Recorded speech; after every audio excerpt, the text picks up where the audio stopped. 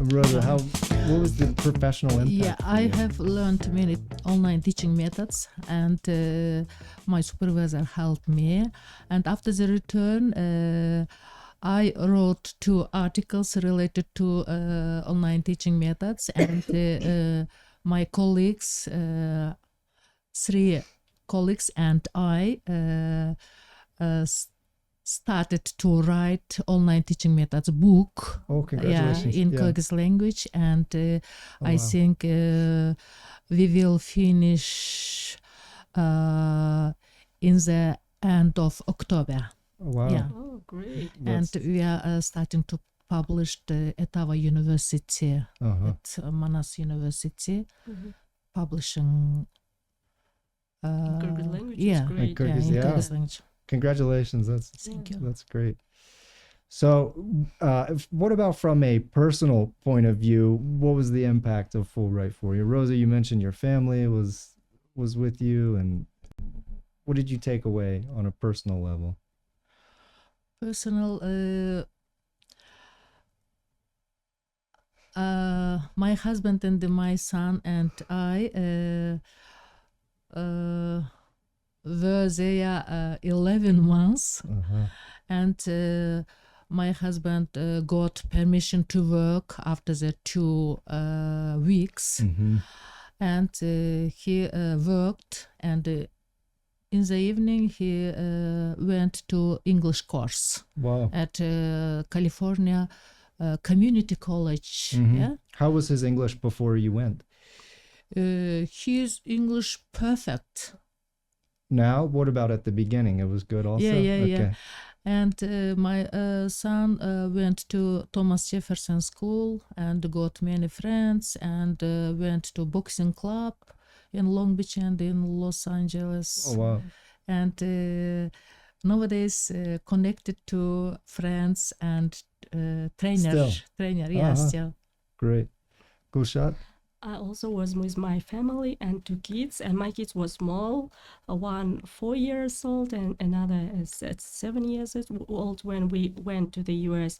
And both of my kids and go to the school at the Columbia. They learned English because they didn't speak English at all, so it was great. That's a big step for them to go into a school and not because at first his English level was A. By the end of year he has to be at, I think, at J level by the end of the 1st grade, and he was lucky to be at the J level because we used to go to the library, pick up a lot of books. He was reading the book. He made so many friends. He also attended soccer club. He made a lot of friends, and he still keep in touch with them. And my youngest as well, he also made a lot of friends. He liked the atmosphere. When we were there, they missed Kyrgyzstan, especially my youngest. He was counting down when we're going to be back, and now he still remember the US because we had we stayed at apartment where we had pool, so they want the pool. Yes, they want the pool. The weather was nice for the South Carolina. And that's why they say, I want to go back. I miss my friends. I want to visit them. So it was. Do either of you have a memory of a funny story, an unexpected situation, culture shock, something like that? We lived near the Pacific Ocean, right? And one day we decided to go to the beach, and my husband and my son go ahead, and I following them, and they decided to stay the place where very crowded people. So they decided to swim, and I saw in the water only my husband and my son and dogs. Yeah. So I realized that beach was for dogs. For dogs. Dogs beach. Wow. So this is a cultural shock. They were swimming with the dogs. Yeah. I was back in my home a few weeks ago this summer in Virginia, and I noticed there are now stores that are only for dogs. They sell toys and food and everything just for dogs, stores. So that doesn't surprise me. I can imagine that was a shock for you. Yeah. Yeah. I don't remember this kind of story like a cultural shock, because probably I cannot even remember something like this. But the funny story was in our country, for example, my son, my older son, he was attending soccer club and he has a coach. In our country, being a soccer coach is a profession. So you doing coaching and it's your profession. But in the United States, it's just like a hobby, because actually our coach, I thought that he's a soccer coach, but he was professional lawyer. Oh. And he was just doing it like a hobby. For love of the sport. Yes, to help his son to improve in soccer. Yeah. And the most funny story was we saw when we were driving on the highway with my husband and my family, we saw a billboard, and on that billboard there was a photo, and the man on the photo was really looks so familiar, and I said, I saw him somewhere. And it was some advertisement of attorney or something like this, some help if you are if you're having crash or something. And my husband also looked, and and not that we realized that it was our soccer coach. It's the soccer coach, your boy soccer coach. So it was fun. And so, how come? Yeah. So it's really surprising. Well, when I was home on vacation recently, my son also did soccer camp, and he really enjoyed it. So now we're back in Kyrgyzstan, and he's asking for a soccer club he can go to. And I've been telling him I think it's going to be a little bit different than in the United States, soccer clubs in Kyrgyzstan. But I will take your recommendations, Gulshat. So did you have a car? How did you, when you're in the United States, how did you get around? You were able to drive? Or? Yes, sure. My husband, he got the driver license in the United States, but we had our license. It was, I think, it was valid for 6 months. Mm-hmm. So, and after it, he got the driver license from the United States. We had to buy a car, and when before we leave, 1 month before we have to sell it back. Right. Because Rosa, I think it's We impossible. also, he had a driver license in California, and after then we bought a car, and on the weekend we travel near the California, the next city. Oh, nice. Yeah. And I think that we drive from half of the United States by car, because we drove to the Texas, Houston, from the Florida, Miami, through the Orlando, Wow. and A then great we American road trip. Yes, and from another side, I have my cousin. She lives in Columbus, Ohio, and through the Columbus, Ohio, we went to the New York and then Niagara Falls. So we you have saw a also lot. one friend. What a great opportunity. Yeah. So he was living close to Niagara Falls, so we have already visited him. I haven't seen Niagara Falls. Yeah, we were lucky because I still need to see it. Niagara Falls opened on the next day. Then we came. It Okay. was cold, and it was the first day of opening. So we were lucky to visit. It's good timing. Yeah. I think driving a car in the United States easier than Kyrgyzstan. Why?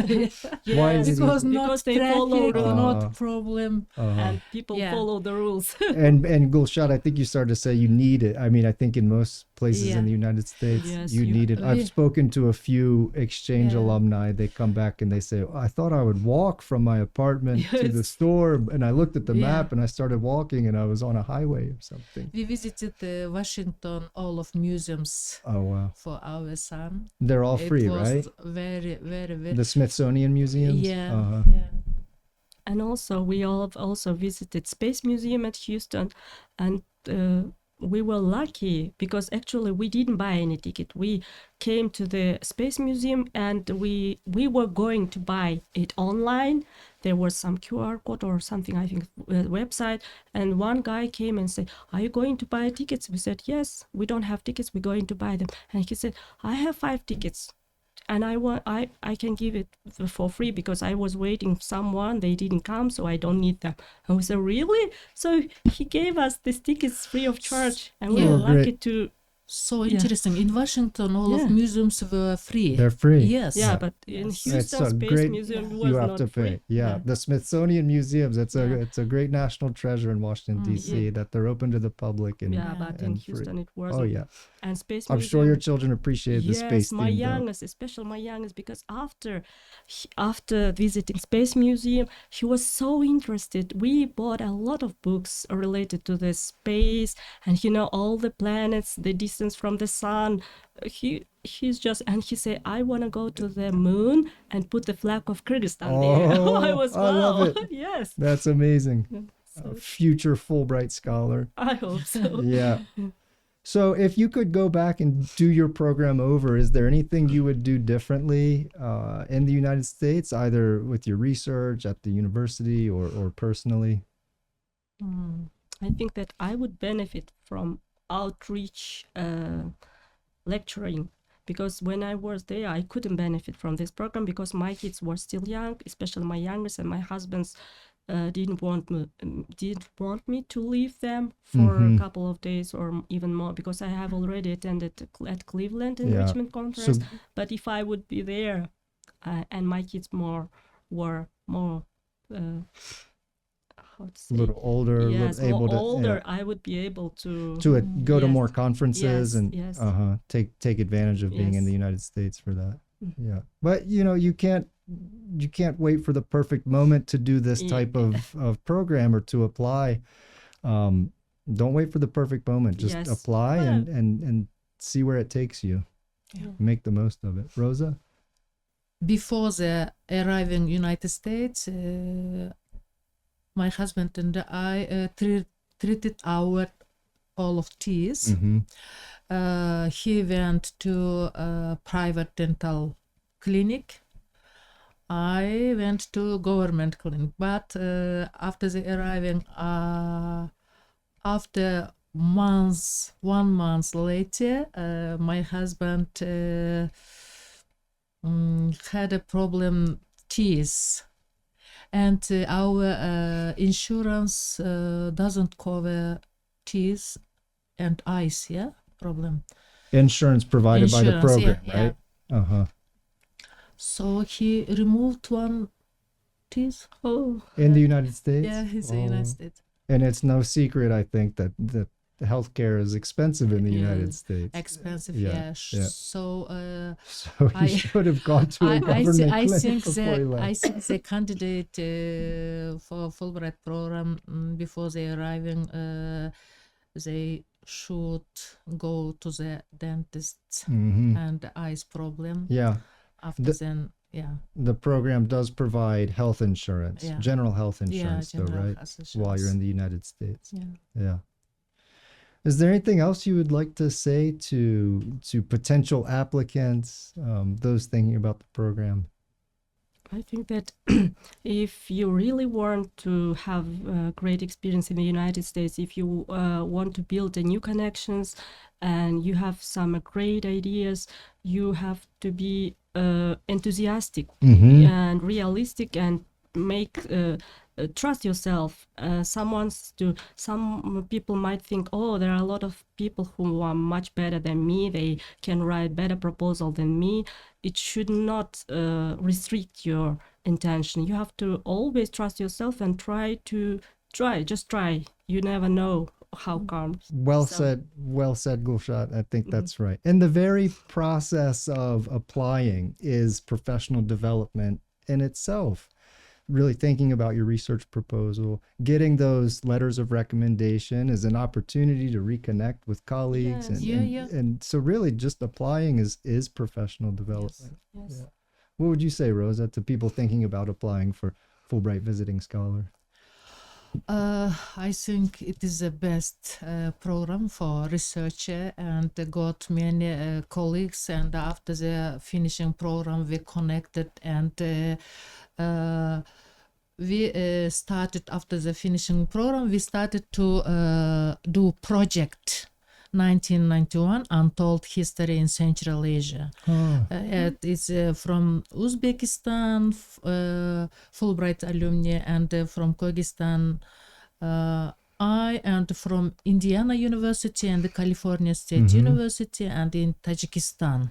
Wow. Yeah, and the project will be finished in 2026 in March. And that project was created because of connection made in the Fulbright Yes, program. yes, And that's and- called 1991 Untold History of Central Asia? Yes, and book will be published in Pittsburgh University. Oh, Yeah, coordinator said that. Yeah. well, we look forward to seeing that completed and your other book you're working on also, Rosa. Yeah. It sounds like you have a lot going.